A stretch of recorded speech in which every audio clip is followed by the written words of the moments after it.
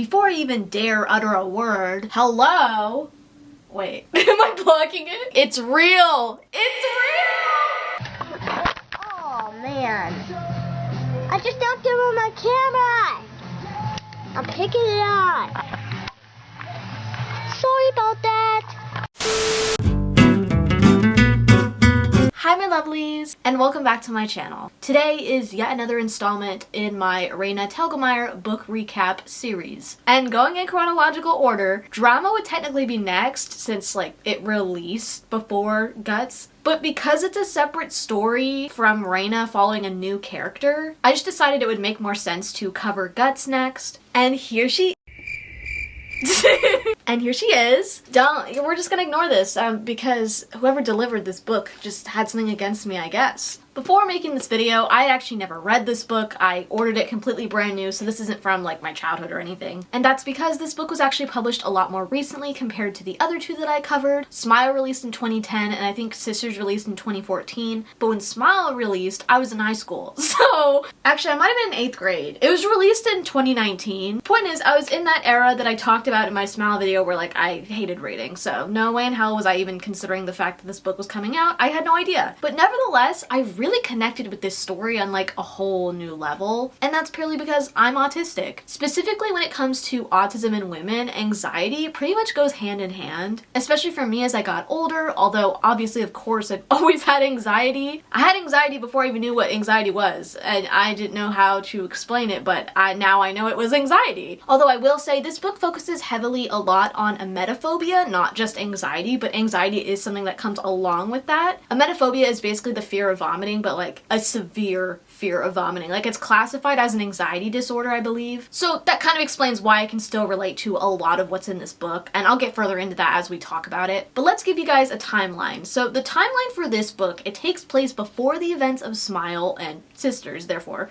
It's pre-middle school, but Raina still is becoming self-aware that she's approaching middle school. So this is 4th, 5th grade. Although I know that 5th grade is technically middle school in some places, but 6th grade is kind of the standard. I mean, I started middle school in 7th grade because I was at a K-8 Montessori school, so what do I even know? But more importantly, we get introduced to Jane in this book, which she's the friend that Raina goes to visit in Smile who moved towns. So that's where I was really able to get a good idea of what the timeline was, just based on that alone. Anyway, our story starts with Raina waking up in the middle of the night because she feels sick. Raina lives in this tiny apartment with her 2 younger siblings and parents, which makes sickness way easier than it would usually be to spread, because all these people are living in this cramped space. At this time, when she woke up and felt sick, her sister had the stomach flu and her mom had already been throwing up about 20 minutes before Raina even got up to find her mom. She tells her friends about this at school the next day, and understandably, it's lunch, so they get grossed out. But in her words, 4th grade was pretty much one long gross out contest. You guys may be familiar with Nicole from the previous books. She really stood out to me as the titular mean girl character, but in this story, another girl named Michelle kind of takes her place. That's not to say that she doesn't get mean, but Michelle, on the other hand, it's 4th grade and she's already telling Raina that she's nerdy for liking cartoons and comic books. You are quite literally a child. Not to mention that at one point she's racist against Jane,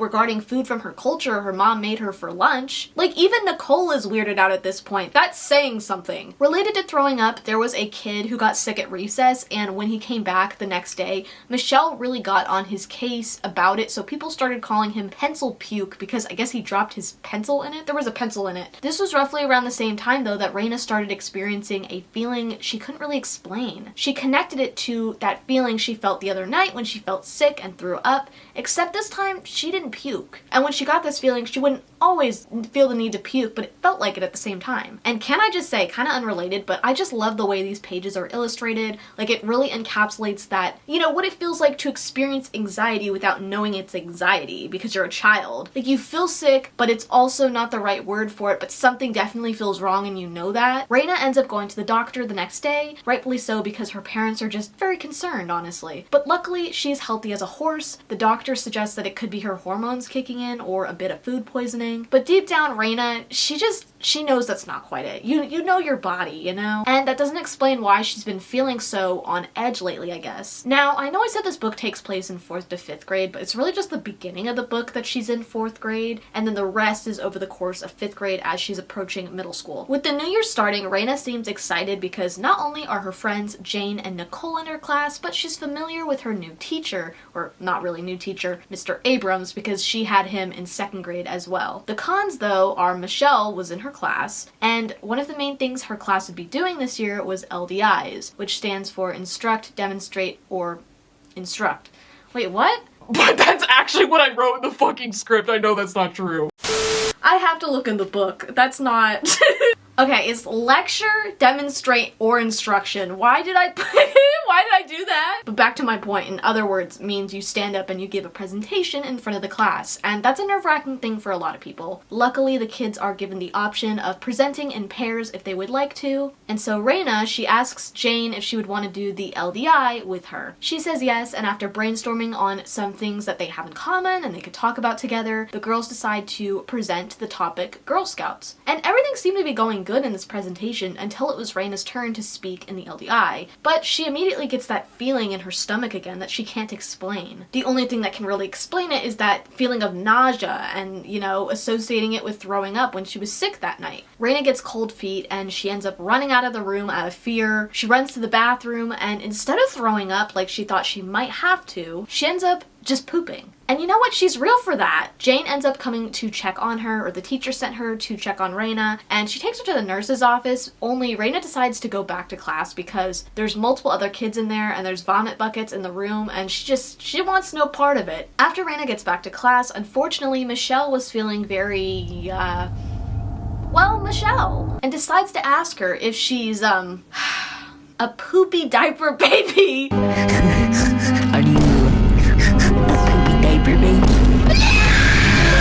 I remember seeing this out of context on, like, I think TikTok. It became a bit of a meme, but now that I know the context, I'm just like, how did she even know Raina had to poop? She just ran out of the room. That could have meant a lot of things. She didn't even say she was going to the bathroom. She just left. The teacher's response is what gets me because he just tells Raina to be kinder, as if Michelle is not sitting there with this evil smile. Her and that damn smirk! Anyway, later that night, the family gets pizza for dinner, which is so exciting considering how often Raina claimed that they had white people taco nights. white people taco night? We're getting taco shells from the grocery store. But she couldn't even bring herself to eat a slice, haunted by what had happened earlier at school, although her teacher still did give Jane an A, but could only give Raina a B- since she didn't technically give her a portion of the presentation. It's after this point, though, that her emetophobia really comes in. The next day during lunch at school, Raina gets leftover artichoke, but she immediately throws it away. It's now associated that night she got sick because that's what she had for dinner. And even worse, she drinks water after she throws up at that part of the book. And even worse, she drinks water after she throws up and it tastes sweet, and then her mom is like, because it's because they ate artichoke. But because of that, she is hungry all day, but ultimately doesn't regret like the decision she made. After school that day, her mom asks if she wants a snack, and Raina is so excited until she sees her little brother Will sick on the couch. So she asks her mom, and he did indeed come home early that day, and he threw up a couple times, which is enough to get Raina freaked out. So she runs out of the house and she decides to take a couple laps on her bike, and by the time she's done, it's now dark outside, and her mom ends up bringing her some leftover cold tacos from that night at dinner before making her come in the house and sleep inside. Although she doesn't really sleep and even tries to do it again the next day. But at this point, her brother is no longer sick, and her mom just kind of has to like drag her reluctantly into her room to go to sleep because it's obvious that she's really tired. But it didn't matter. It didn't matter that her brother wasn't sick anymore. This became a cycle, and Raina started missing a ton of school. And the way it's described, like this feeling of how can you be sick if you're not sick, but healthy if you're hurt, is so spot on to me. I had the type of mom growing up where if I was genuinely sick and didn't feel good, she did everything in her power to make me go to school. It did not matter. But I relate to this part of the book because of the anxiety aspect of it. My anxiety is the kind where I'm afraid to ask for what I need. Although I've worked on that quite a bit as I've gotten older, my point is I didn't miss a lot of school for my anxiety, and I was always was envious of the kids that did, even though in hindsight, like, I'm really grateful I didn't, obviously, but it's something I reflect on where I'm like, I didn't have accommodations specifically for my anxiety in school like I did for being autistic, when maybe I should have. I mean, I was literally told at one point in high school that I probably had an anxiety disorder, and I still don't know if I do, so. But honestly, it was my 24/7 masking that even helped me survive my most anxious days in high school, which is ironic because the moment you get home and you stop masking, like your autistic traits, that's what I'm talking about, you are so physically exhausted that it's not even worth it. And that's why I stopped doing that, because it's not healthy. For the most part, at least, there are some exceptions, but like Raina when I was younger, and still to this day, my anxiety manifests in that same way in my stomach. For example, I dealt with a situation recently, and my anxiety got so bad that it actually started making me lose my appetite completely. And when I get that feeling, if I try to eat still, I literally feel nauseous. And I've always been afraid of throwing up. I hate throwing up. I never don't freak out when it's about to happen. Like when I can feel it in my stomach. I don't know if you guys have any foods you avoid because you've gotten sick so many times from it, but for me, that's why I can't eat burgers anymore, for example. It's just an awful feeling, and I will do anything and everything not to experience it. But at the same time, I'm not gonna claim like relatability to Raina in that sense because my fear is not that severe. And I don't personally believe I have a emetophobia, I just have anxiety. Anyway, a combination of anxiety and emetophobia caused Raina to miss a lot of school. It became the last place she wanted to be. So obviously very concerned, her parents opted to find Raina a therapist to help her cope with how she was feeling. School became even more of a challenge though, just to find some normalcy, to act what people would consider quote unquote normal. She felt like she couldn't. For example, friends asked if they could have some of Raina's food at lunch, and she got so paranoid she just let them have all of her food. Or there was the time where Jane had to go to the bathroom in a rush, and Raina remembered that they shared food on the bus that day or that morning. Plus, she sits right next to her, so she began to really hyperfixate on it, on if she was next and if she was gonna throw up in the near future. And of course, above all, people like Michelle are just not helpful when trying to find some normalcy again at school. And the thing is, her teacher doesn't think to talk to Michelle about her behavior, and instead tries to reinforce this idea of you might not know her whole story and you guys could be allies instead of adversaries. And he says this after when Raina comes to his class before recess is even over because she was being picked on again by Michelle. We're not going to get into it right now, but please keep Michelle in the back of your head because we'll circle back to her at the end of this book. And what he said is actually very relevant. However, now, that weekend, Raina went to Jane's house for a sleepover, which was another reason why she got so freaked out when Jane abruptly left to use the bathroom in class. All was well though until Raina tried kimchi, which she loved. It was great. She loved it so much she had 6 helpings along with 6 bowls of rice. But during the night, she woke up scared because she felt sick. Luckily, it was just gas, but when she told her mom about it, she said, and I quote, "Okay, first of all, everyone has gas. You, me, Jane, everyone. Yes, certain foods cause gas, but too much of any one food is never going to be great for you. A variety of foods is best, and if there's something in particular that doesn't agree with you, best to avoid it." That morning when Jane had asked if Raina wanted French toast, she declined out of fear. And then that night when her family went to Sizzler, she was avoiding some of the things that she actually enjoyed. This was then brought up in her next therapy session because her parents had informed the therapist that Raina was now scared of eating. And obviously that's very, very concerning. But in Raina's words, she isn't afraid to eat. She's just afraid that it will make her sick. Thanks to her therapist though, she's able to reinstate this idea of like, you only have control over what you eat, because Raina focused a lot on like her mom or her siblings, like everyone else's eating patterns. And slowly but surely after this, Raina actually began to enjoy artichokes again and no longer feared them. This felt like a huge deal to Raina, and it was a huge deal, but ultimately her therapist pointed out it didn't mean she was cured necessarily. In the bigger picture, this was a smaller victory, and Raina still seemed to be searching for some kind of normalcy. Instead of missing a lot of school, Raina began to come in late sometimes, and on this day, Jane had finally asked her about it, but she felt like she couldn't tell people because then people would think she was crazy for going to therapy. Unfortunately for Raina too, this was the age where a lot of her peers started going through puberty, and it almost felt like some sort of secret club that she couldn't get into and didn't understand why. For that reason and more, some living arrangements changed in Raina's house. In order to give Raina some space away from her siblings, her parents basically split their room in half and put a divider so that Raina could have her own space, but like also it wasn't her own space because like her parents were there. In Smile, her parents eventually compromised to give Raina a whole room to herself by sleeping downstairs, but in this book she's only 10 and her already packed house is about to become even more packed because her grandma is coming to stay for a couple of months. So she's sleeping downstairs. Speaking of Smile, Meanwhile, if you've watched my recap or read that book, you already knew this was coming. Jane is moving away, and we've just reached that point of this book. One day out of the blue, basically, Raina gets a call from Jane, who seems very upset, like to the point that she can't really understand what she's saying on the phone. So Raina stops by her house, and this is where we find out that Jane is moving. Raina surprisingly brings up a lot of positive points immediately, like how her dentist is nearby, Jane's new town, and a girl named Rosa from 3rd grade moved there, so at least she wouldn't know nobody, but also Rosa's house ended up being super big and cool. And I think this is because obviously to someone like Raina, who's cramped up in this tiny apartment with her siblings and her parents, moving would be like a dream come true. But to Jane, she feels like she's going to have to start life all over again. Everything she's ever known is here, right now. And Jane is still upset about this news even days later, but Raina remains envious, partly because Michelle, she gives her LDR, which is focused on making a salad recipe, so everyone gets to try the recipe afterwards. But it includes mayonnaise, and Raina simply couldn't contain herself, and I can't even blame her. I will gladly eat egg salad, but you will never catch me making it myself because I hate mustard and mayonnaise, which you use to make egg salad. I just simply choose to gaslight myself once in a while because it's worth it, okay? Anyway, my point is, on the bus that day, Nicole, who was nice up until this point, but obviously we know her as this like notorious mean girl of Smile, she points out Raina's patterns with food and accuses her of having an eating disorder out of nowhere, while this other girl, Dina, just straight up says, no, she's just weird. So Raina again points out this positive of, hey, at least you get to escape these mean people, Jane, and get a fresh start. But the idea of a fresh start makes Jane want to puke. This is what she says, and Raina knows that feeling all too well. During her next therapy session, the topic of Jane moving gets brought up, and her therapist asks about the other kids in her class, and Raina basically explains that she gets teased by them, but she also wouldn't consider it bullying because it's not like she's getting beat up or anything. It's in fact still bullying, and you realize this later in life and not at the moment when it's happening. So her therapist asks how this makes her feel, and once again I have to appreciate the artwork of these next couple pages, especially 151. 100 out of 10, it encapsulates the feeling so